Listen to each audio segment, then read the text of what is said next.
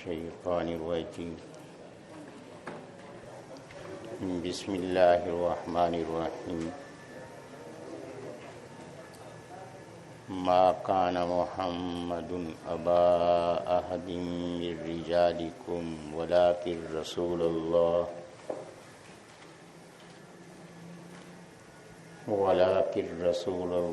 وخاتم النبيين وكان الله بكل شيء عليما صدق اللہ العظیم۔ اس سے پہلے یہ گفتگو چل رہی تھی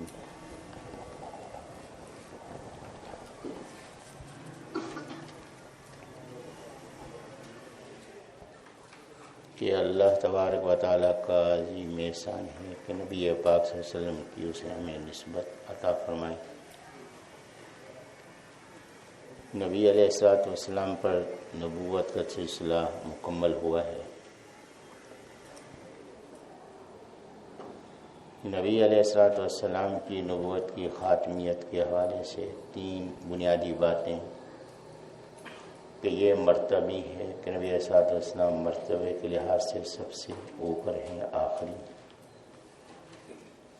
نبی علیہ السلام زمانے کے لحاظ سے آخری ہیں۔ نبی علیہ السلام منصبی نام کے حساب سے آخری نبی،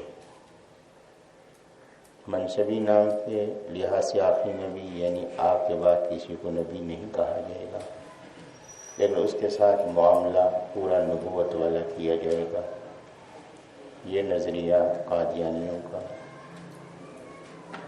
یہ نظریہ اہل تشیع کا، اور یہ کہ نبی السلام مرتبے کے لحاظ سے آخری ہیں، اب جو بھی آئے گا حضرت سے ماتحت ہو کر آئے گا، یہ نظریہ قادیانیت کا۔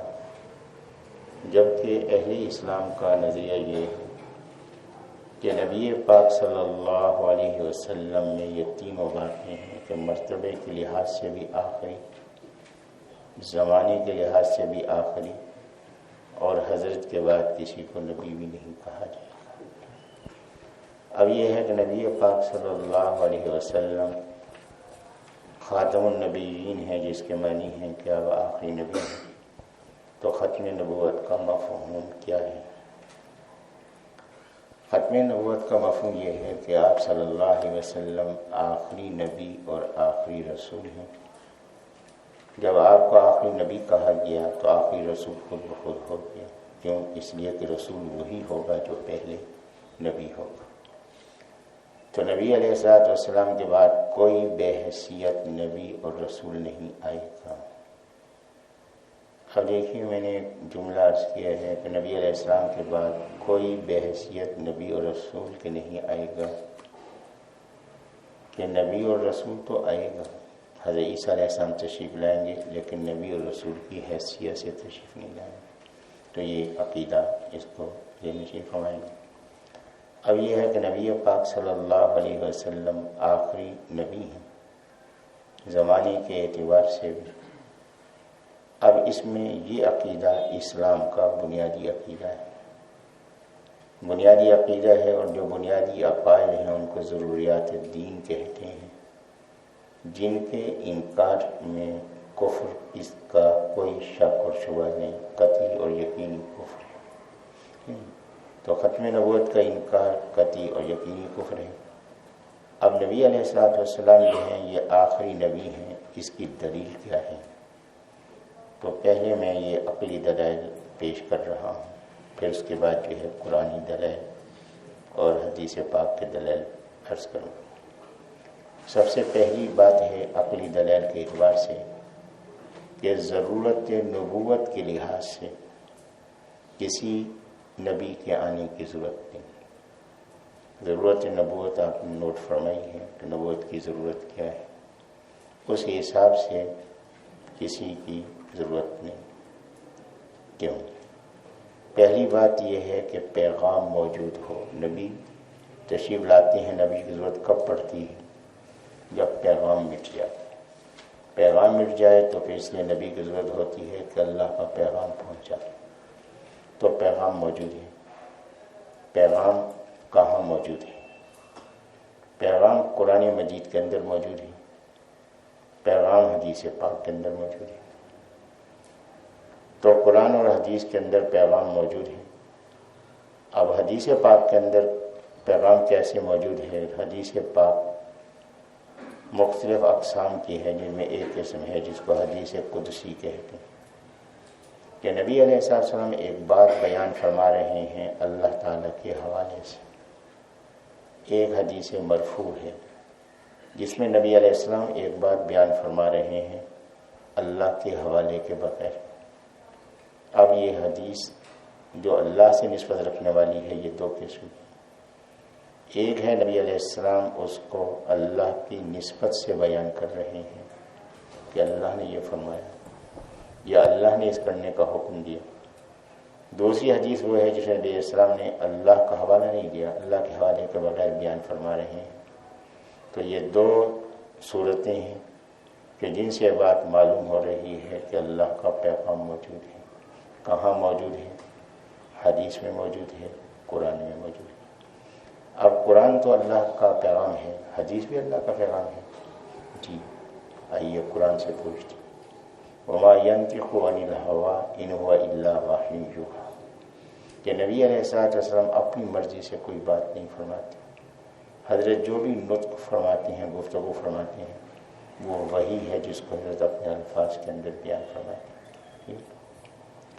پھر یہ بات بھی دیکھیے قابل توجہ ہے کہ نبی علیہ السلام کی زبان مبارک سے قرآن جاری ہوا ہے، نبی علیہ السلام کی زبان مبارک سے حدیث جاری ہوئی ہے۔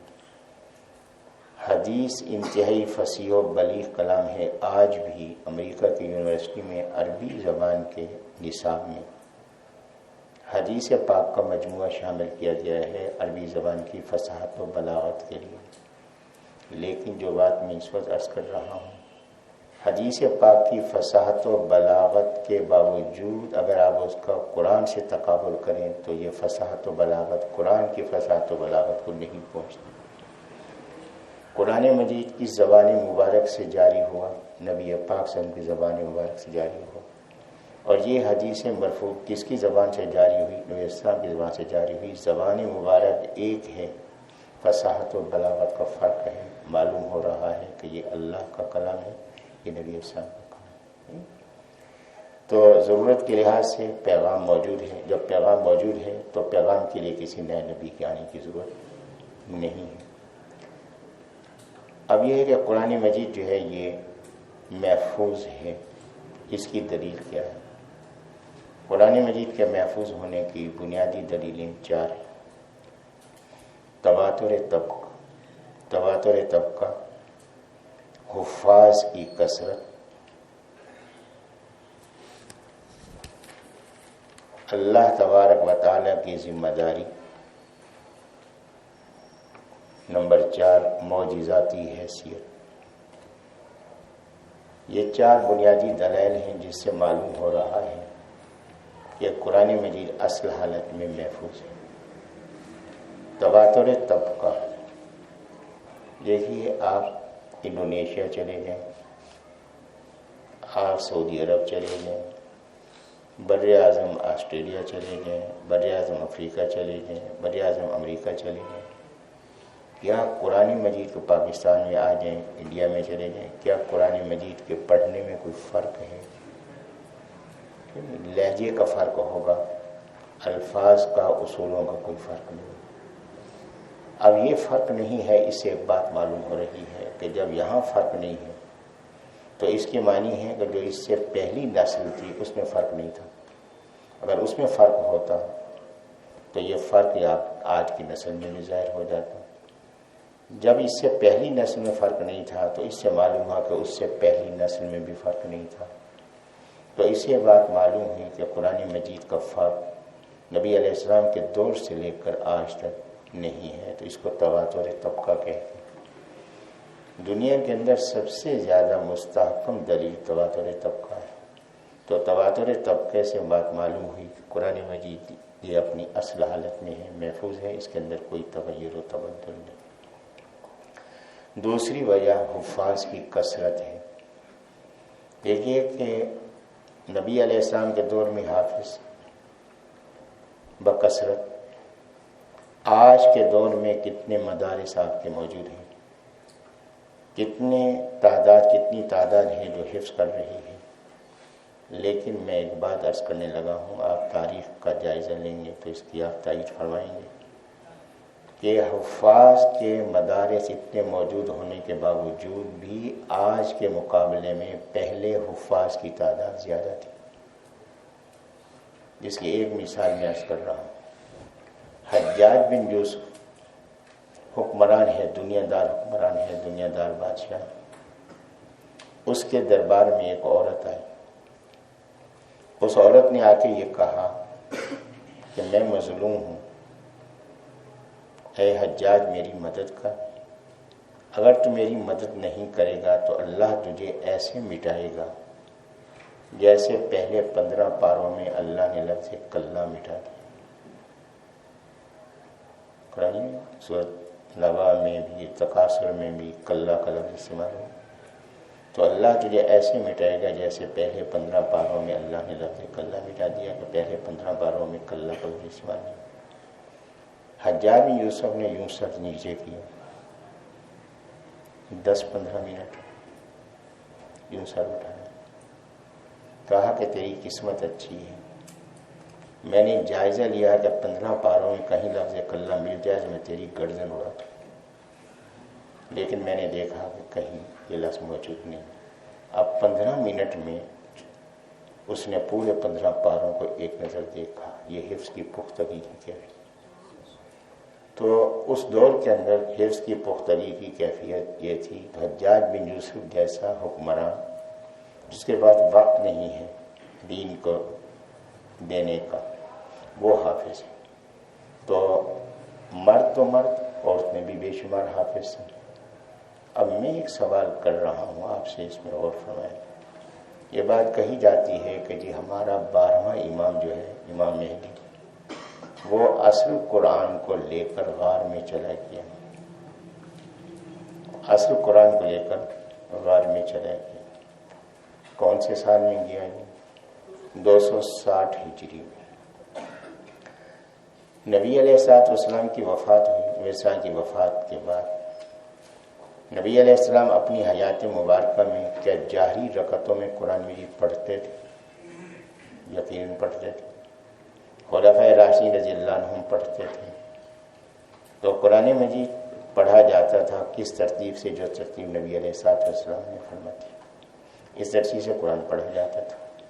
سینوں میں محفوظ تھا. لوگ حافظ تھے. 260 ہجری تک تو حافظ ہی حافظ ہوں گے. پھر اس کے بعد لکھا ہوا بھی یہ چلتا رہتا تھا. تو اس لحاظ سے قرآن مجید موجود تھا. کتنے سینوں میں؟ کم از کم ہزاروں سینوں میں موجود تھا. نبی علیہ السلام کے صحابہ کرام کے بعد یہ قرآن مجید موجود تھا، چل رہا تھا. حضرت عمر رضی اللہ عنہ نے نماز تراویح کا اہتمام فرمایا با جماعت، اور اس کے اندر قرآن مجید مکمل کرنے کا نظام قائم کیا. ٹھیک. ہمارے شیخ امام اعظم حنیفہ رحمۃ اللہ علیہ کے بارے میں ہے کہ وہ رمضان المبارک میں 61 بار قرآن مجید مکمل کرتے تھے.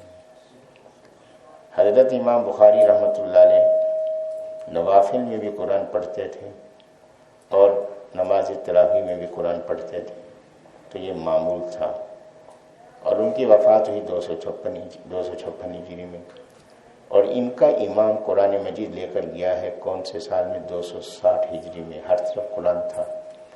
تو وہ اصل قرآن کا نسخہ لے گیا. تو کیا ساروں کے سینوں سے بھی قرآن نکال کر گیا تھا؟ ایک عقل کی بات ہے کہ کیا ہو گیا تو ساروں کے سینوں سے قرآن نکال کر گیا تھا، یا جتنے نسخے جس کے بعد لکھے موجود تھے وہ سارے اٹھا کر گیا تھا؟ نہیں. تو پھر یہ بات کہنا کہ جی ہمارا امام جو گیا ہے تو قرآن مجید اصل جو ہے. اور آپ دیکھیں گے ان کے بارے میں تقیہ، ان کے ہاں تقیہ ہے جس کے بارے میں ابھی 2-3 باتیں گزارش کروں گا. آپ سے ملاقات ہوئی. تقیہ کیا ہے پہلے یہ ذہن نشین فرمانے، پھر یہ سمجھنا آسان ہو جائے. دیکھیے، ایک ہے ایمان. ایمان کی ضد ہے کفر. ایمان کس کو کہتے ہیں؟ ایمان کی جو شرعی اصطلاح ہے وہ میں عرض کر رہا ہوں، وہ خبر یا حکم جو رسول اللہ صلی اللہ علیہ وسلم سے ثابت ہو، وہ خبر یا حکم، نبی اسلام نے جو کچھ بیان فرمایا وہ یا خبر ہے یا حکم ہے۔ قیامت ہوگی، قبر کا عذاب ہوگا، جنت ہے جہنم ہے، یہ کیا ہے؟ خبر ہے۔ نماز پڑھو، زکوٰۃ ادا کرو، تلاوت کرو، یہ کیا ہے؟ حکم ہے۔ تو نبی علیہ السلام سے جو کچھ ثابت ہے وہ دو قسم ہے، یا خبر ہے یا حکم۔ وہ خبر یا حکم جو نبی پاک صلی اللہ علیہ وسلم سے ثابت ہو، اسے حواس اور عقل کی بجائے نبی پاک صلی اللہ علیہ وسلم کی صداقت کی وجہ سے، نبی پاک میں صداقت کی وجہ سے صحابہ کرام رضی اللہ عنہم کے طریقے پر کسی شک اور شبہ کے بغیر دل سے سچ ماننا اور زبان سے اقرار کرنا، اس کو ایمان کہتے ہیں۔ اس میں آپ دیکھیں 6 باتیں میں نے گزارش کی۔ پہلی بات ہے کس کو ماننا ہے؟ وہ خبر یا حکم جو نبی علیہ السلام سے ثابت ہو، میری آپ کی بنی ہوئی بات نہ ہو، میں نے آپ نے ایک مسئلہ نہ نکالا ہو۔ ابھی ادھر بیٹھے گفتگو ہو رہی تھی تو ہم ایک مثال دے رہا تھا کہ ایک خطیب تشریف لائے صبح کے درس میں میرے ہاں۔ جب درس میں تشریف لائے تو اتفاق کی بات ہے کہ اس دن کسی آیت کے حوالے سے حاضر ناظر کا مسئلہ بیان ہو گیا۔ اب وہ حاضر ناظر کے قائل تھے، اگلے دن مشکات شریف لے کر آ گئے۔ درس سے جیسے فارغ ہوئے انہوں نے کتاب کھولی، فرمایا جب یہ حدیث پڑھ۔ میں نے کہا آپ پڑھ کے سنائیں۔ انہوں نے اس حدیث کو پڑھا تو حدیث میں یہ تھا کہ نبی علیہ السلام نماز پڑھا رہے تھے، نماز کے دوران ہی نبی علیہ السلام نے ہاتھ بڑھایا، پھر ہاتھ پیچھے کر۔ جب نماز سے فارغ ہوئے تو حضرت نے پوچھا کہ آپ نے دیکھا تھا میں نے نماز میں ہاتھ بڑھایا تھا؟ جی ہاں۔ پھر میں نے پیچھے کر لیا، کیوں؟ ہمیں تو نہیں معلوم، اللہ کو معلوم ہے، یا آپ نے بڑھایا آپ کو معلوم ہے۔ فرمایا کہ جنت کے پھل میرے سامنے آ گئے تھے، میں نے چاہا کہ ان پھلوں کو توڑ کے خود بھی کھاؤں، تمہیں بھی کھلاؤں، لیکن جیسے میں نے ہاتھ بڑھایا پھل پیچھے ہو گئے۔ اب مولانا مجھ سے فرما رہے ہیں کہ نبی اسلام کہاں کھڑے تھے؟ مسجد نبوی میں، اور حضرت کا ہاتھ مبارک کہاں؟ جنت میں۔ اگر حضرت یہاں کھڑے ہیں زمین پہ، جنت میں ہاتھ جا سکتا ہے، تو پھر حضرت مدینہ منورہ سے ملتان نہیں آ سکتے۔ اب میں تو حدیث سے بات کر رہا ہوں، تو اللہ نے جو توفیق دی میں نے ان سے ایک بات گزارش کی، میں نے کہا یہ کیفیت نبی علیہ السلام کی مستقل تھی یا اس وقت ظاہر ہوئی تھی؟ اب مجھے دیکھنے لگے کہ یہ کیا؟ میں نے کہا اگر مستقل تھی تو نماز میں ہاتھ بڑھانے کی کیا ضرورت تھی؟ نماز میں تو کھانا پینا منع ہے۔ تو نبی علیہ السلام نماز کے بعد یہ حالت باقی رہتی تھی، حضرت پھل توڑتے خود بھی کھاتے، صحابہ میں کھلاتے۔ تو نماز میں اس وقت میں ہونا اور حضرت کا بے ساختہ ہاتھ بڑھانا یہ اس وقت کی صورتحال ہے، اور جو اتفاقی صورتحال ہوتی ہے اس کو معجزہ کہتے ہیں، مستقل حالت نہیں ہے۔ تو یہ نبی علیہ السلام بات آ گئی، اس حوالے سے بات اور بہت پرانی بات ہے کہ مختلف جگہ پہ جانا تو رہتا ہی تھا، تو ایک مزار پہ بہت مشہور و معروف مزار ہے پاکستان کا، وہاں جانا۔ جب میں وہاں گیا تو وہاں محفل ہو رہی تھی، درمیان میں ایک قالین پڑا ہوا تھا جس پہ کوئی نہیں بیٹھا۔ میں تھوڑی دیر بعد جو مجھے اس برخاست ہوئی تو میں نے جو بڑے تھے میں نے ان سے پوچھا، میں نے کہا کہ ایک سوال ہے۔ فرمایا، میں نے کہا یہ قالین کس کے لیے، یہ ٹکڑا قالین کا کس کے لیے بچھایا؟ بیٹھا تو وہاں کوئی نہیں تھا۔ کہنے گا آپ کو نہیں معلوم؟ میں نے کہا نہیں، آپ بتائیں گے تو پتہ چلے گا۔ فرمایا کہ نبی علیہ السلام کے لیے بھی شاید، تو نبی علیہ السلام تشریف لائے۔ میں نے کہا کہ آپ تھوڑا سا اپنا جائزہ لیں، آپ بڑے بے ادب ہیں۔ ہم مجھے دیکھنے لگا کہ بے ادبی کی کیا بات ہے، ہم نے تو کھا نہیں مجھے۔ میں نے کہا نبی علیہ السلام آپ کے ساتھ بیٹھنا چاہتے تھے، آپ نے ان کو دور بٹھا دیا۔ دوسری بات یہ کہ نبی علیہ السلام اس مجلس میں خوش تھے، بیٹھنا چاہتے تھے، آپ نے جلدی سے قالین اٹھا لیا کہ حضرت اب آپ تشریف لے جائیں۔ تو میں نے کہا کہ یہ بات مناسب ہے، عام آدمی کو بھی آدمی اس طرح سے نہیں اٹھا کے بھیجتا جس طرح آپ نے قالین اٹھا کے حضرت کو بھیج دیا۔ تو میں نے کہا تیسری بات ہے کہ حضرت تو حاضر ناظر ہے، تو یہ آنا جانا چاہتے ہیں، تو آنا جانا تو اسی کا ہوگا جو حاضر ناظر نہیں ہوگا۔ فوراً انہوں نے گھٹنے میرے دبانے شروع کر دیے کہ حضرت تو گاڑی چل رہی ہے، اس کو چل دیا۔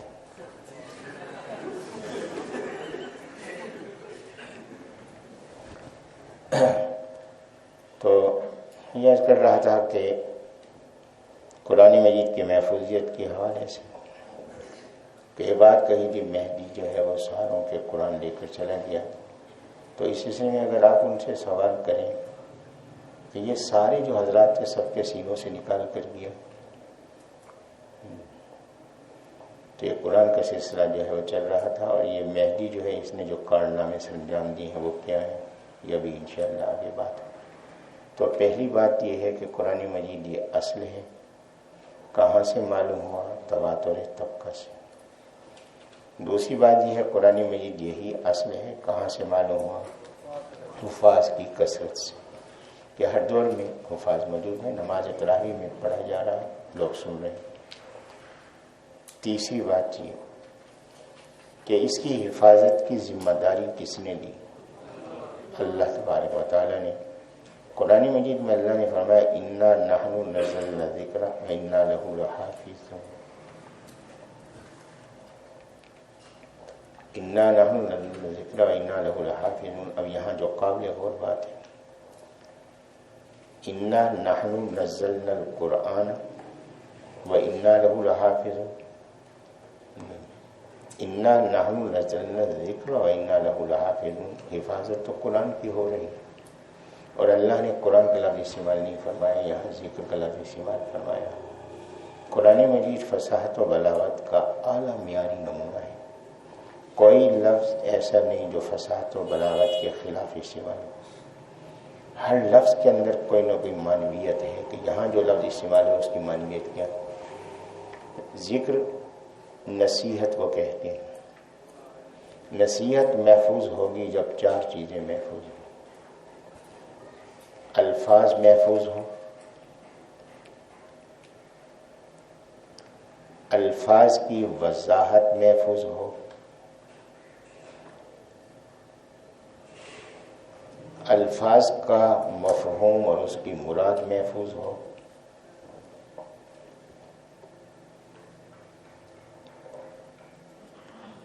الفاظ کے مطابق عمل کرنے کا طریقہ محفوظ ہو۔ اگر یہ چار چیزیں محفوظ نہیں ہوں گی، ایک چیز بھی محفوظ نہیں ہوگی، ان میں سے کوئی ایک بھی محفوظ نہیں، تو پھر وہ نصیحت محفوظ ہو۔ سب سے پہلے الفاظ محفوظ ہوں۔ الفاظ کیا ہیں؟ قرآن مجید۔ اس کی وضاحت محفوظ ہو۔ وضاحت کہاں ہے؟ حدیث پاک۔ اس کی مراد اور اس کا مقصود محفوظ ہو۔ یہ کہاں سے ملے گا؟ فقہ سے۔ اور اس پہ عمل کا طریقہ محفوظ ہو۔ یہ کہاں سے ہے؟ سنت سے۔ تو اللہ تبارک و تعالیٰ نے لفظ الذکر استعمال فرمایا، اور اس کے اندر اللہ نے چار چیزوں کی حفاظت کی ذمہ داری لی ہے۔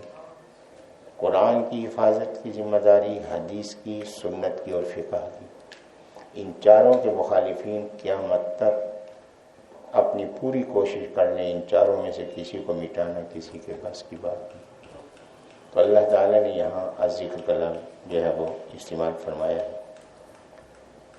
چوتھی دلیل اس کی حفاظت کی وہ ہے اس کا معجزہ ہو. قرآن مجید معجزہ ہے. معجزہ اللہ کی قدرت کا اظہار جو نبی کے ذریعے سے ہو. کس کی قدرت کا اظہار ہے؟ اللہ کا. جب اللہ کی قدرت کا اظہار ہے تو کیا اس میں کوئی تغیر و تبدل کر سکتے ہیں؟ جب اللہ کا نبی نہیں کر سکتا تو کوئی اور کیسے کر سکتا؟ اب دیکھیے یہاں اس بات کو ذہن میں رکھیں کہ معجزہ نبی کے اختیار میں نہیں. حضرت موسیٰ علیہ السلام جو کوہ طور پہ تشریف لے گئے، اللہ نے نبوت دی تو اللہ نے فرمایا قرآن مجید میں کہ موسیٰ آپ کے ہاتھ میں کیا ہے؟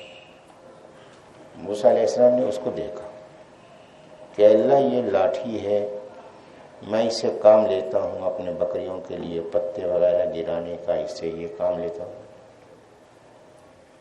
اب اللہ کی حکمت کیا تھی کہ اچھی طرح دیکھ لیں تاکہ غلط فہمی نہ ہو کہ میں اندھیرے میں سانپ اٹھا کر آ گیا تھا. اچھی طرح دیکھ لیا لکڑی لاٹھی. اب اللہ نے ہمیں اس کو پھینکا تو موسیٰ علیہ السلام نے جیسے پھینکا وہ اژدہا بن گیا. پھینکا کس نے ہے؟ حضرت موسیٰ علیہ السلام نے. اژدہا بنا، اس کو دیکھ کر حضرت بھاگ کھڑے ہوئے. اگر یہ معجزہ ان کے اپنے اختیار سے ہوتا تو ان کو بھاگنے کی ضرورت نہیں تھی. تو معلوم ہوا کہ معجزہ اللہ کی قدرت کا اظہار ہے، نبی کے ہاتھ سے ظاہر ہوتا. تو قرآن مجید جو ہے یہ معجزہ ہے. جب معجزہ ہے تو اس میں تغیر و تبدل، کوئی چیز نکالنا کوئی چیز شامل کرنا کسی کے بس کی بات نہیں. اب میں عرض کر رہا تھا تقیے کے حوالے سے.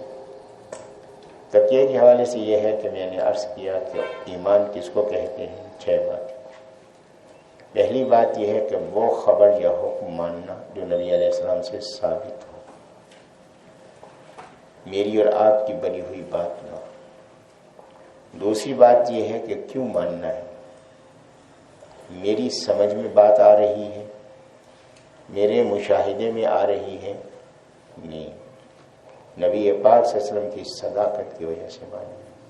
سمجھ میں آئے سمجھ میں نہ آئے، حضرت کی صداقت پر اعتماد، اس اعتماد کی وجہ سے ماننا. پھر آپ دیکھیں تیسری بات یہ ہے کس طریقے پہ ماننا ہے. صحابہ کرام رضی اللہ عنہ کے طریقے پہ ماننا ہے. یہ بات آپ نے کہاں سے کہہ دی؟ نہیں میرے بھائی، میں نے اپنی طرف سے نہیں کہی. قرآن مجید میں دیکھیں کہ پہلے پارے کے آخری رکوع میں فَإِنْ آمَنُوا بِمِثْلِ مَا آمَنْتُمْ بِهِ فَقَدِ اهْتَدَوْا. اگر صحابہ کرام کے طریقے پر ایمان ہوگا تو ہدایت نصیب ہوگی، ان کے طریقے پر ایمان نہیں ہوگا تو ہدایت نصیب نہیں ہوگی. پھر یہ ہے کہ کسی شک اور شبہ کے بغیر ماننا. کیوں کہ ایمان لغت کے لحاظ سے ایمان کے معنی ہے دل کا کسی بات پر مطمئن ہونا. اگر شک اور شبہ ہو تو کیا دل مطمئن ہوگا؟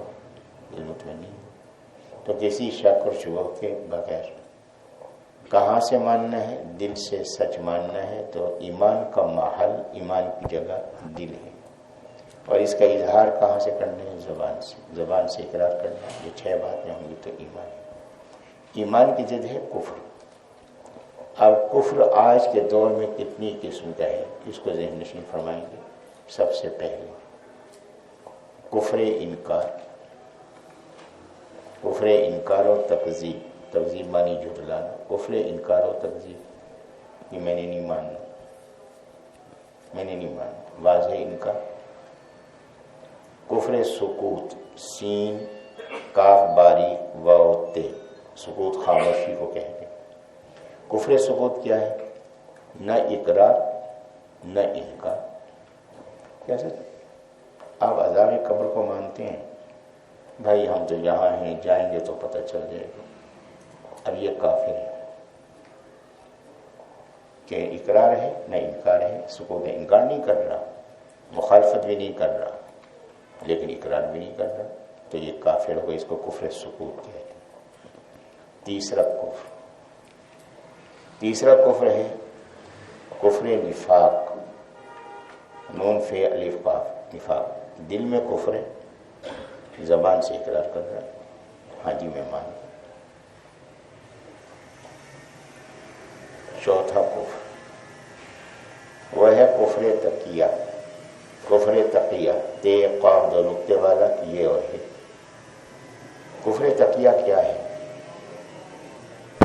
سے نہیں مان رہا انکار، زبان سے مان رہا ہے ہیر پھیر کے الفاظ سے، زبان سے مان رہا ہے ہیر پھیر کے الفاظ سے، دوسرا کچھ اور سمجھ رہا ہے، یہ کچھ اور کہہ رہا ہے۔ اب اس کی میں مثال دے دیتا ہوں۔ کفر نفاق اور کفر تقیہ میں کیا فرق ہے؟ دونوں میں دل سے انکار ہے، دل میں کفر ہے، زبان سے اقرار ہے، مگر فرق یہ ہے کہ نفاق میں ایمان والوں کی طرح اقرار ہے اور تقیہ میں ہیر پھیر کے الفاظ سے انکار ہے، جو وہی سمجھ سکتا ہے جس کو اللہ نے فراست دی۔ اب اس کی میں مثال قرآن مجید کے حوالے سے عرض کر دیتا ہوں اور ایک واقعہ بھی بیان کر دیتا ہوں۔ جی ہاں وہی بتائیں نا کہ کفر نفاق کفر تقیہ میں فرق یہ ہے کہ دونوں میں دل میں کفر ہوگا۔ کفر نفاق میں ظاہراً ایمان والوں کی طرح اقرار کرے گا، لیکن کفر تقیہ میں جو اقرار کرے گا ایسے الفاظ سے کرے گا جو ہیر پھیر کے الفاظ ہوں گے۔ وہ کوئی فراست والا سمجھ سکتا ہے، عام آدمی نہیں سمجھ سکتا۔ جیسے ایک مثال عرض کرتا ہوں۔ مثال یہ ہے کہ آپ نے پوچھا ان سے کہ جن کا دعویٰ ہے کہ ہمارا 12واں امام جو ہے وہ اصل قرآن لے کر چلا، آپ ان سے پوچھا بھائی آپ مانتے ہیں یہ قرآن، اب فرق اس کو مانتے ہیں یہ قرآن اصل ہے؟ جی ہاں جی میں مانتا ہوں۔ نہیں مانتا، دل میں کفر ہے، جی ہاں جی میں مانتا ہوں، یہ ہے کفر نفاق۔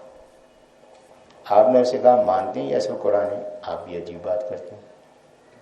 اللہ کے بندے حفاظت کی ذمہ داری اللہ نے لی ہے تو اصل نہیں ہوگا کیا؟ دنیا میں سارے قرآن بدل جائیں پھر بھی ایک نہ ایک اصل ضرور موجود رہے گا۔ اب آپ خوش ہو گئے کہ اس نے یہ کیا بات کی، اس نے کیا کہا؟ یہ سارے محرف ہیں، ایک ہی اصل ہے جو ہمارے امام کے پاس آئے تھے۔ اب یہ کس کو سمجھ آئے گی بات؟ فراست والا سمجھے گا، عام آدمی سن کے خوش ہو۔ ایک واقعہ اسی طرح ہوا۔ حضرت سید کفیل شاہ صاحب دامن برکات عالیہ بھی تھے، سیوال میں بھی تھا، وہاں بہت بڑا پروگرام تھا، وزیر صاحب کی صدارت تھی، جج حضرات آئے ہوئے تھے، وکلاء حضرات بھی آئے ہوئے تھے، یونیورسٹی کالج کے بڑے بڑے اہم افراد تھے، داخلہ ٹکٹ پر تھا، ہال فل تھا اور حاضری اتنی تھی کہ باہر بھی کرسیاں لگائی گئی تھی۔ ہوا یہ تھا کہ انہوں نے مجھ سے وقت مانگا پروگرام کا، میں نے معذرت کر دی کہ میں نے کہا نہیں لیا۔ حضرت شاہ صاحب سے انہوں نے ٹائم لیا تو شاہ صاحب نے ٹائم دے دیا۔ انہوں نے شاہ صاحب سے کہا، کافی عرصے کی بات ہے، شاہ صاحب سے کہا میرا نام بھی پروفیسر صاحب سے، آپ کی مہربانی ہوگی اگر آپ پروفیسر صاحب سے ٹائم لے کر انہیں اپنے ساتھ لیتے ہیں، آپ کا احسان عظیم ہو۔ اب شاہ صاحب کی محبت کی بات ہے، ان کا جی ٹھیک ہے جی آپ لکھ لیں ان کا نام، میں ان کو لکھ رہا ہوں۔ اب شاہ صاحب نے مجھے فون کیا، فرمایا کہ حضرت ایسے وہ سیوال میں بلاوا ہے تو میں نے وعدہ کر لیا۔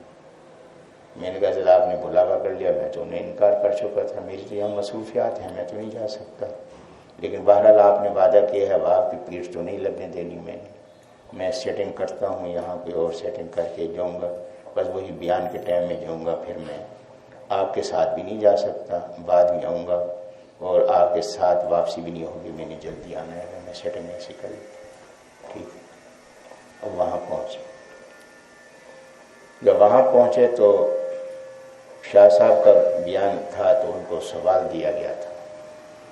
ان دنوں میں ایک سوال بڑا چل رہا تھا کہ آپ کہتے ہیں کہ صحابہ کرام رضی اللہ عنہم جنتی ہیں، قرآن کہہ رہا ہے اصحاب الجنہ اصحاب النار، کہ صحابہ جنتی ہیں اور صحابہ جہنم۔ اب دیکھیں کتنا شوشہ ہر طرف یہ چھوڑا گیا تھا اس وقت۔ اب شاہ صاحب نے اپنے انداز سے بیان فرمایا، 10-12 منٹ گفتگو کی، انہوں نے اسی بات کو ثابت کیا کہ صحابہ کرام ہم تو سارے جنتی ہیں اور ان سے بغض رکھنے والے جو ہیں وہ سارے جہنم میں۔ 10 منٹ حضرت نے کچھ باتیں دلائل بیان فرما کے پھر فرما دیا، بس ذرا نوازی ان کی محبت، فرمایا کہ میں اپنا وقت بھی پروفیسر صاحب کو دے رہا ہوں، تو یہ گفتگو فرمائی۔ اوکے، مولانا عبد الکریم ندیم صاحب دعوت برقرار عالیہ خصوصی مہمان کے طور پر تشریف فرما تھے۔ 65 علماء بلائے گئے تھے، بیان کے لیے نہیں، بیان تو 3 تھے، ایک شاہ صاحب کا تھا، ایک میرا تھا، ایک مولانا عبد الکریم ندیم صاحب کا، خصوصی ان کو بلایا گیا تھا۔ تو باقی حضرات سے مہمانوں کی حیثیت سے تھے 65 حضرات علماء، اہل حدیث، دیوبندی، بریلوی، یہ سارے بلائے ہوئے تھے۔ 2 محرم کا پروگرام تھا، یوم فاروق اور یوم حسین رضی اللہ عنہ کے نام سے وہ دن منایا جا رہا۔ اب شاہ صاحب بیان کر کے گئے، اب اسٹیج سیکرٹری نے میرا نام لیا۔ جب اسٹیج پہ میرا نام لیا تو جو منتظم تھا، بہت بڑا آدمی ہے سہیوال کا، اس کو کسی نے کہا کہ تو عجیب آدمی ہے، اور اللہ کے بندے اس کو بلایا ہے، وہ پوچھ تو لیتا ہے، یہ تو ایسی باتیں کرے گا کہ خود بھی مقدمات بھگت رہا ہے، تو وہ نہیں نشانہ بنائے گا، خواہ مخواہ تم تو عجیب آدمی۔ اب وہ پریشان، اب ادھر میرا اعلان اسٹیج سیکرٹری صاحب نے کیا تو میں ایسے کرسی پہ آ کے ابھی بیٹھا تھا۔ اب میزبان صاحب کو فکر ہو گئی کہ پتہ نہیں یہ گفتگو میں کیا کہہ گئی، جلدی سے دوڑتے ہوئے آئے، مائک پہ آ کے کھڑے۔ اب مائک پہ کھڑے ہوئے تو اب انہوں نے، بس سنانا تو مجھے تھا، مخاطب حاضرین کو کیا۔ انہوں نے کہا کہ دیکھیں کہ ہمارا ایمان ہے کہ صاحب علم کی عظمت اور ان کا ادب احترام، یہ ہمارا ایمان ہے، لیکن دوسروں کے بارے میں بھی ہمیں غلط فہمی میں مبتلا نہیں ہونا چاہیے۔ آج میری ملاقات ان کے ایک بڑے مجتہد سے ہوئی ہے۔ میں نے اس مجتہد سے کہا کہ آپ ام المومنین عائشہ رضی اللہ عنہا کی بے ادبی اور توہین کرتے ہیں۔ اس نے کہا حضرت کس نے کہا ہے؟ حضرت کس نے کہا ہے؟ ہم اسے حرامی کہتے ہیں جو ام المومنین عائشہ رضی اللہ عنہا کی توہین کرے۔ اب وہ میزبان فرما رہے ہیں کہ دیکھیں، اس نے کہا مجھے حرامی کہتے ہیں، ان کی کتابوں میں توہین نہیں، ان کے علماء میں توہین نہیں، عام ذاکروں کو تو چھوڑ دیں اپنے حال پر، یہ تو جاہل ہوتے ہیں۔ اب حرامی بھی اپنے آپ کو حرامی نہیں کہتا، حرامی بھی اپنے آپ کو حرامی نہیں کہتا، تو لہٰذا اس نے جو اپنے کو حرامی کا اس سے سمجھ لیں کہ وہ یہ کر سکتے ہیں کام، یہ بات اس نے کی۔ تو اب سنانا تو مجھے تھا، میں ان کے بارے میں ذرا احتیاط سے گفتگو کروں۔ چلا جی، اب میں نے گفتگو شروع کی۔ جب میں گفتگو شروع کرنے لگا تو مولانا عبد الکریم ندیم صاحب نے اسے پیچھے بلایا۔ یہ مجھے بعد میں اگلے دن شاہ صاحب نے بتایا کہ ندیم صاحب نے کہا کہ دیکھو تم نے ایک بات کہہ دی ہے نا، اب پروفیسر صاحب کا مزاج مجھے معلوم ہے کہ نہ یہ وقت کو دیکھتے ہیں، نہ یہ دیکھتے ہیں کہ کون ناراض ہوگا کون خوش ہوگا، یہ سبق کے انداز پہ اپنی بات کو مکمل کرتے ہیں۔ اگر آپ نے اس کو چٹ بھیج دی کہ جناب وقت 15 منٹ رہ گیا، 10 منٹ رہ گیا، تو وہ اپنی بات کو وہیں ختم کر دیں گے، آئندہ تمہارے پروگرام میں نہیں آئیں گے۔ تم کہو گے کیا فرق پڑتا ہے، نہیں آئیں گے تو آئندہ نہیں آئیں گے، وہ نہیں آئیں گے تو آئیں گے، وہ جب تقریر اپنی بند کر کے پیچھے ہٹیں گے میں بھی اٹھ کے ان کے ساتھ چلا جاؤں گا۔ لہٰذا جو تم نے مجھے آنے جانے کا ٹکٹ دیا ہے وہ ٹکٹ کے پیسے مجھ سے دے دو، نہیں تو اطمینان سے بیٹھ کے، اب تم نے چھیڑ دیا، اب اطمینان سے بیٹھ کے سنو۔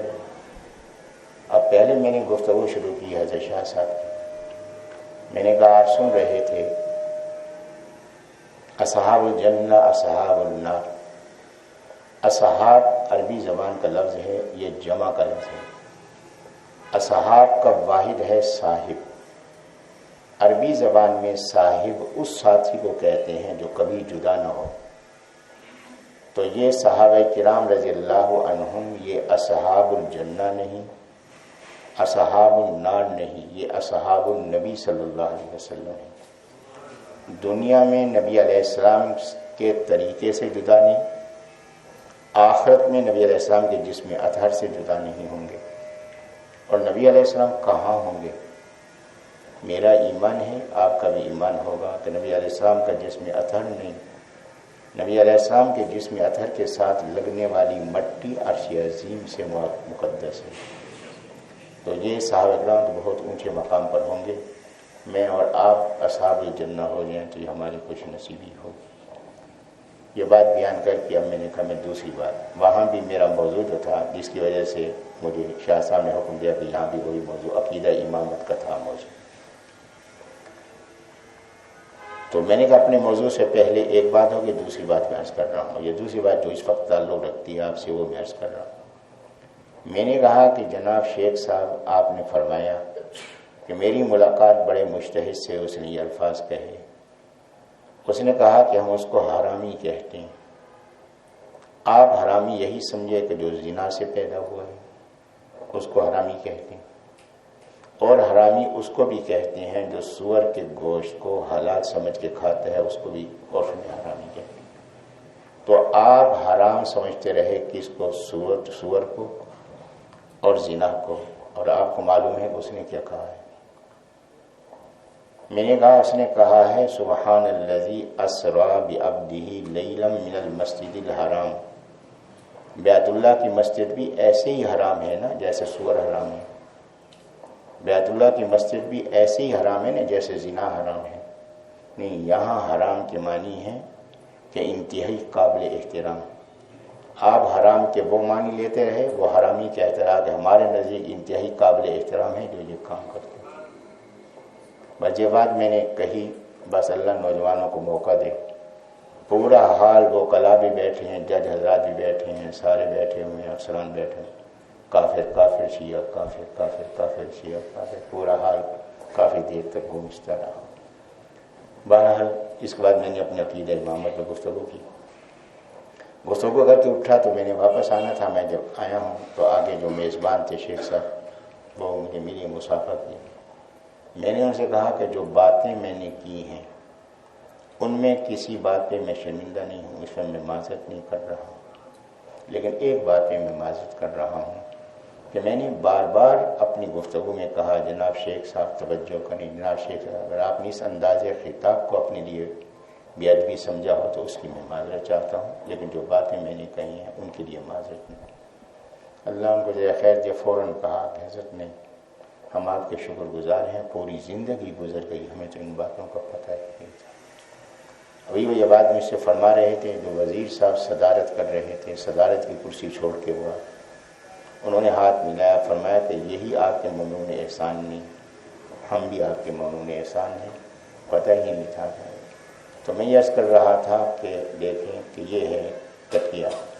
آپ نے کہا یہ قرآن مجید، اس نے کہا کہ ہاں، سارے قرآن محرف ہو جائیں پھر بھی ایک قرآن، کیونکہ اللہ نے ذمہ داری دی ہے، پھر بھی ایک قرآن محفوظ رہے گا۔ اب اس نے کیا بات کی ہے، یہاں تقیہ کیا ہے، اور تقیہ اس بات پہ کہ آپ بھی مطمئن، میں بھی مطمئن ہو جائے، جس کو تقیہ کہتے ہیں۔ تو میں عرض کر رہا تھا کہ کفر کی قسمیں، نماز کتنے بجے؟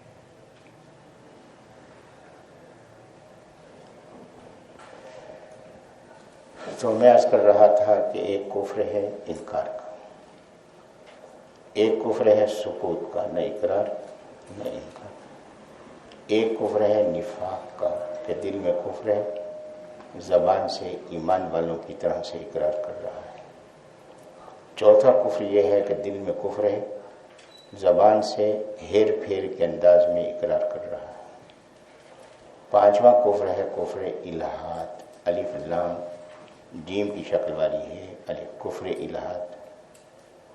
کفر الہاد یہ ہے مان رہا ہے مگر معنی بدل کے مان رہا ہے، جیسے کہ یا ایھا الذین آمنوا اطیعوا اللہ، اطاعت کرو اللہ کی، واطیعوا الرسول اور اطاعت کرو رسول صلی اللہ علیہ وسلم کی، کیا معنی؟ اس کے معنی کیے گئے ہیں، چھپے ہوئے موجود ہیں آپ کے ہاں، کہ وہ معنی یہ ہے کہ اللہ کی اطاعت کرو، کیا معنی؟ قوانین فطرت کی اطاعت کرو۔ پانی ڈبوتا ہے، تیراکی نہیں جانتے تو پانی میں چھلانگ مت لگاؤ، آگ جلاتی ہے تو ہاتھ مت دو آگ کے اندر، قوانین فطرت کی اطاعت کرو۔ واطیعوا الرسول، نبی علیہ السلام اپنے دور میں مرکزی شخصیت تھے، لہذا مرکزی گورنمنٹ کی اطاعت کرو۔ اولی الامر منکم، جو تمہارے ڈی سی اے سی ہیں ان کی اطاعت کرو۔ اب مان رہا ہے لیکن مانی اپنی مرضی کے لے رہا ہے، یہ کفر ہے، اس کو کفر الہاد کہتے ہیں۔ اس کے بعد کفر ہے جس کو کفر ارتیاب کہتے ہیں، الف رے تے یہ الف۔ کفر ارتیاب ہے کہ ماننا شک اور شبہوں کے ساتھ ماننا، یقین کے ساتھ نہیں ماننا، شک اور شبہوں کے ساتھ ماننا۔ کفر ارتیاب کے بعد ہے کفر مفاد۔ کفر مفاد، کفر مفاد یہ ہے کہ ہے پکا ایمان والا لیکن اپنے آپ کو کافر ظاہر کر رہا ہے دنیاوی مفاد کے لیے، یہ فلاں ملک کا ویزا چاہیے تو وہاں شو کر دیا جی میں فلاں مذہب کا ہوں تاکہ ویزا مجھے آسانی سے مل جائے۔ اب یہ دینی ضرورت نہیں ہے، یہ دنیاوی مفاد ہے، تو دنیاوی مفاد کے لیے اپنے آپ کو کافر ظاہر کرے گا، اگرچہ پکا ایمان والا ہوگا لیکن کافر ہوگا، یہ کفر مفاد ہے۔ پھر ہے کفر استہزاء۔ کفر استہزاء، کفر استہزاء ہے دین کی کسی بات کا مذاق اڑانا۔ اس میں پتہ نہیں چلتا انسان کو، بے خیالی میں آپ کا ایک دوست ہے، آپ جا رہے ہیں، وہ ذرا نماز پڑھنے کے لیے کھڑا ہو گیا، دیر ہو گئی، کمال ہے یا اٹھک بیٹھک میں تو لگا رہا ہے، تو یہ پتہ نہیں ہے کہ یہاں جلدی جانا تھا۔ اب آپ نے نماز کو کیا کہہ دیا، اٹھک بیٹھک کا، کہ اس کا استہزاء کیا، ایمان رخصت ہو گیا، حالانکہ آپ کے ارادہ نہیں۔ اس لیے فرمایا کہ غور کرنا چاہیے ایک محمود سے کون سے الفاظ نکالے۔ ایسا نے فرمایا کہ تمہیں پتہ ہی نہیں چلے گا، ایسے ایسے الفاظ ادا کرو گے کہ لا علمی کے اندر ہی ہوگا، تو اس لیے جو ہے وہ کلمہ شہادت پڑھتے رہا کریں۔ ٹھیک ہے، اس کے بعد ہے کفر ارتداد۔ ارتداد، الف رے تے دال الف، مرتد سے کفر ارتداد افتراقی۔ کفر ارتداد افتراقی، الف تے رے الف قاف، یہ افتراق کہتے ہیں جدا ہونے کو۔ کفر ارتداد افتراقی کہ ایمان والا تھا دوسرا مذہب اختیار کر لیا، مسلمان تھا یہودی ہو گیا، مسلمان تھا عیسائی ہو گیا، یہ کفر ارتداد افتراقی ہے۔ اس کے بعد 10واں جو ہے کفر ارتداد غصبی، غین صاد بے، یہ سب سے زیادہ سنگین کفر ہے کافر، مسلمان ہونے کا دعویٰ ہے اور ایمان والوں کو کافر کہتے ہیں۔ اس کی آپ کے ہاں جو سب سے بڑی دو مثالیں ہیں، قادیانیت اور شیعیت۔ یہ کافر ہیں لیکن اپنے عقیدے کو اسلام کہیں گے اور آپ کو کافر کہیں گے، قادیانی ہوں چاہے شیعہ ہوں، تو یہ کفر ارتداد غصبی ہیں۔ تو اس لیے کہیں آپ نے پڑھا ہوگا، ایک سوال پیدا ہوگا کہ یہ مرتد ہیں جی، حضرت ہم نے تو پڑھا ہے مرتد وہ ہوتا ہے جو اپنا دین بدلے. قادیانی 3 نسل سے قادیانی ہے، شیعہ 8 نسل سے 10 نسل سے شیعہ ہے. وہ مرتد کیسے ہو گئے؟ مرتد تو وہ ہوں گے جنہوں نے پہلے دین بدلا ہوگا. نہیں میرے محترم، یہ جو مرتد ہیں یہ غصبی مرتد ہیں. یہ ہیں کفر پر اور اپنے کفر کو اسلام کہتے ہیں، اور اس کا انکار کرنے والے کو کافر کہتے ہیں کہ کفر ارتداد جو ہے وہ غصبی ہے.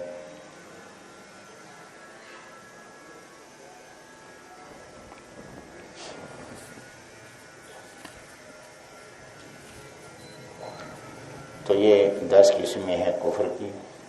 تو نماز کا ٹائم ہو گیا، یہ 2 میں سوالوں کا جواب دے آواز کر لیتا ہوں.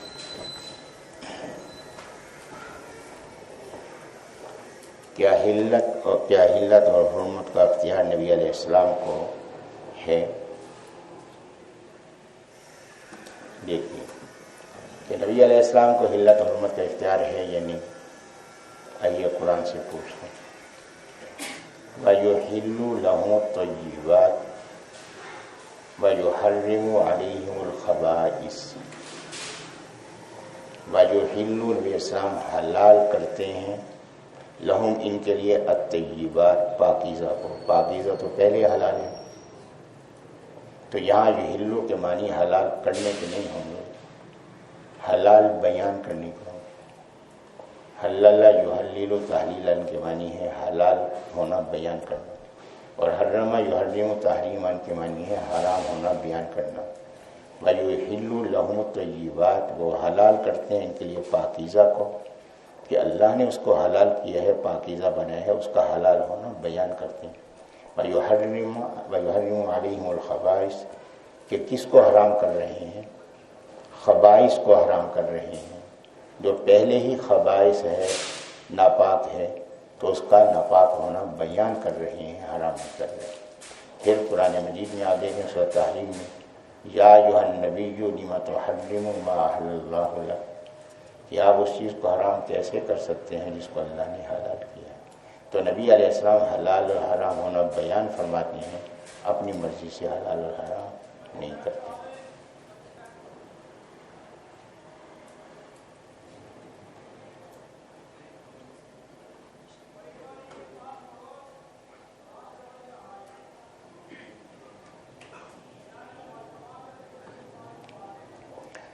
دیکھیے یہ بات ہے کہ یونیورسٹی میں، کالجوں میں یہ الحاد کیوں بڑھ رہا ہے، کیوں پھیل رہا ہے؟ میرے محترم، پیچھے کوششیں اور منصوبے کام کرتے ہیں. مختلف ممالک نے پی ایچ ڈی کے لیے وظائف مقرر کی.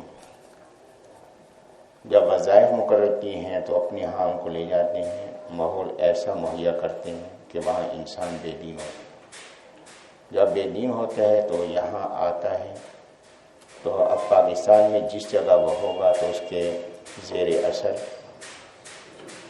زیر تعلیم اس کے بعد جتنے بھی ہوں گے، جس شعبے میں وہ ہوگا وہاں آ کے انہی نظریات کو منتقل کرتا ہے. اس کا صحیح حل کیا ہے؟ اس کا صحیح حل یہ ہے کہ آپ اہل حق سے رابطے میں رہیں. ایک سے مثال تحدیث نعمت کے طور پر عرض کر دیتا ہوں. یہاں کی یونیورسٹی میں ایک طالب علم، یونیورسٹی کا ایک طالب علم رمضان المبارک، پچھلے رمضان المبارک میں سے پہلے شعبان کے مہینے میں میرے پاس آیا. اس نے آگے کہا جی میرے کچھ سوالات ہیں، میں نے سوالات کرنے. میں نے اسے کہا کہ آپ ایسا کریں، جلد بازی نہ کریں، چند دن آپ درس میں آتے رہیں، انشاءاللہ قرآن کی برکات سے اللہ تعالیٰ سے انصاف کر دے گا تو آپ آتے رہیں. تو شعبان سے 10-12 دن، شعبان کے 10-12 دن تھے رمضان سے پہلے، وہ آتا رہا. اس کے بعد جو ہے وہ رمضان شروع ہو گیا. اب میں خوش ہو گیا کہ 10-12 دن اس کو آتے ہوئے ہو گیا، اس نے کوئی بات نہیں کی تو اس کا ذہن مطمئن ہو گیا ہوگا. 5 رمضان کو ایسے اس نے مسافر کیا، جانے لگا. میں نے کہا جی اطمینان ہوا؟ کہنے لگے جی نہیں جی میرے تو اشکالات بہت بڑھ گئے اور بڑھ گئے میرے اشکالات. تو میں نے کہا کوئی حرج کی بات نہیں، آپ ایک کاپی لے لیں، جو اشکالات آپ کے ذہن میں آتے جا رہے ہیں ان کو لکھتے تھے. 28 رمضان کو ہمارا ختم ہوتا ہے. تو میں نے کہا یہ ختم 28 رمضان کو ہوگا، اس کے بعد چھٹیاں ہوں گی چند دن کی، تو شوال میں آپ پہلے ہفتے میں صبح کے درس میں آ جائیں تو انشاءاللہ بیٹھ کے غسل کریں. ٹھیک. بہرحال وہ آتا رہا، 1-2 ساتھیوں کو اور بھی لاتا رہا. 25 رمضان کو جانے لگا، مسافر کیا. کہنے لگا سر ایک بات آپ سے عرض کرنی ہے. میں نے کہا پتہ نہیں کہ اور سوال کرنا ہے سر. میں نے کہا جی فرمائیں. کہنے لگے نہ صرف اشکالات ختم ہو گئے ہیں بلکہ میں نے اپنے پروفیسروں کی بھی بولتیاں بند کر دی. یہ قرآن مجید کے درس میں آنے سے وابستگی کا یہ فائدہ ہے. اور اس طریقے سے اس نے وہاں کیا. پھر ایک سائنس کے پروفیسر صاحب، سائنس کا طالب علم، اور وہ وہاں جناب سائنس کا طالب علم، سائنس کا استاد آ کے جی کسی کو کافر کہنے کا کیا فائدہ، پھر کوئی نہ کوئی شوشہ چھوڑ دیتے. اس نے مجھ سے رابطہ کیا. فتح البرکات کے وہ طالب علم تھے، وہاں سے پڑھ کے گئے تھے، وہاں کلاس میں اٹینڈ کرتے رہتے دارالعلوم فتح البرکات میں. انہوں نے مجھ سے رابطہ کیا کہ حضرت جی اس نے باتیں کی ہیں، یہ سوالات ہیں. تو میں نے کہا یہ سوالات آپ نے بھی اس سے کرنا، 2-3 سوال میرے بھی کرنا. میں انہوں نے سوال بتا دیے. اب انہوں نے جو ہے وہ میں نے کہا جو جواب دیں، اگر جواب آگے آپ کو بہتر نہ ہو تو آگے ہٹ کر مجھ سے رابطہ کرو. وہ ایسے انہوں نے جواب دیا. اس نے کہا جی آپ کے جواب پہ تو یہ بات پیدا ہو رہی ہے. اب وہ سوچ میں پڑ گیا. جب 2 دن یہ سوالات انہوں نے کیے، تیسرے دن پروفیسر صاحب نے فرما دیا کہ بھائی بات یہ ہے کہ یہ سائنس کا پیریڈ ہے، اس میں دوسرے مضامین کی بات نہیں کرتی، آج کے بعد صرف سائنس کی بات. تو اس کے لیے وہی بنیادی بات ہے کہ آپ رابطے میں رہیں گے ان لوگوں کے ساتھ جو اہل